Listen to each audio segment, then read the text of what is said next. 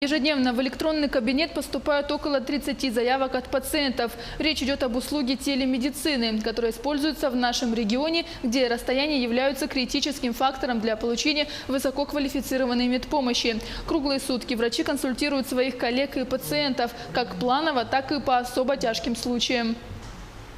Наш телемедицинский центр круглосуточно начал свою работу с января 2018 года в связи с вступлением в законную силу федерального закона с 1 января 2018 года о оказании медицинской помощи с помощью, интернет-технологий. Наш кабинет работает круглосуточно. Круглосуточно на наш пульт поступают заявки со всех центральных и медицинских организаций нашей республики.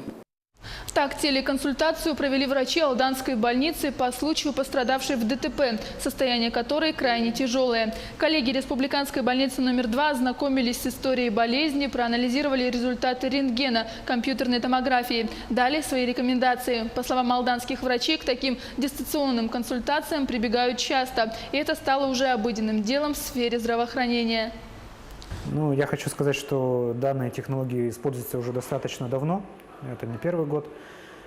Они позволяют нам консультироваться с лечебными учреждениями города Якутска, с медицинскими центрами, с целью дальнейшего ведения тактики больных, коррекции лечения, и возможности транспортировки, если такая имеет возможность, транспортировка на дальнейшее лечение в этих центрах Якутска.